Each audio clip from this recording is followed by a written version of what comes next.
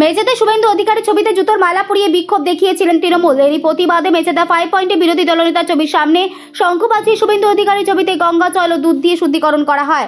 এরপর শুভেন্দু অধিকারী ছবিতে মালা পরিয়ে দেন নেতৃত্বরা। এরপর মেচেদা 5 পয়েন্ট থেকে মেচেদা বাসস্ট্যান্ড পর্যন্ত প্রতিবাদ মিছিল করা হয় সৌধহীন মাতঙ্গিনী ব্লক বিজেপির পক্ষ থেকে। এরপর মেচেদা 5 পয়েন্টে একটি প্রতিবাদ সভা আয়োজন করা হয়।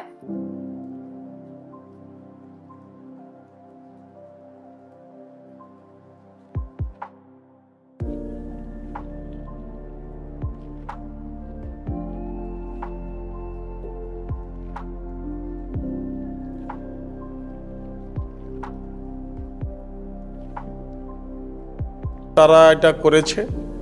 আমরা মনে করি যে আমাদের নেত্রীকে যেভাবে তারা কুশপুত্তলি লেখা দাহ করে জুতা মেরেছিল, আমরা তার প্রতিশোধ হিসাবে আমরা আমাদের বিরোধী দলনেতা শুভেন্দু অধিকারীর গলায় আমরা জুতার মালা দিয়ে করতে পারি। কারণ যাদের রাজনীতিগত রুচিগত দিক যারা শুরু করেছে প্রথম জুতার রাজনীতি, তারা হচ্ছে বিজেপি।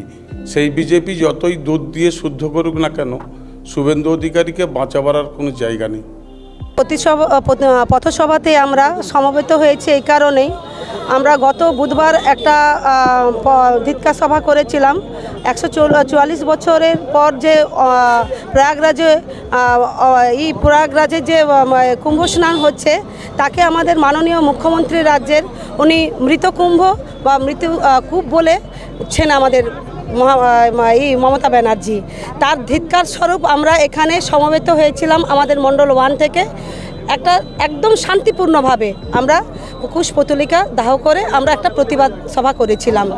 তার পরিপ্রেক্ষিতে এখানের কিছু জেহাদি তৃণমূলীরা এখানে আমাদের রাজ্যের বিরোধী দলনেতা মাননীয় শুভেন্দু অধিকারীর এরা প্রতিকৃতিতে ওনারা জুতার মাল্য দিয়ে, ওনাকে জুতো দিয়ে এবং মুখের থুতু দিয়ে ওরা যে প্রতিবাদ সভা করেছিল, যেটা অত্যন্ত নক্কারজনক ঘটনা।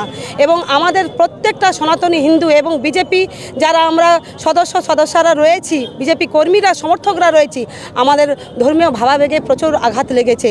আর তারই পরিপ্রেক্ষিতে আজকে আমরা প্রত্যেকে এখানে পুরো আমাদের শহীদ মাতঙ্গিনী ব্লকে এবং আমাদের পার্শ্ববর্তী কোলাহাট ব্লক থেকেও আমরা সবাই একত্রিত হয়ে বিজেপি সমর্থিত একটি ধিক্কার মিছিল করি। এবং বিজেপি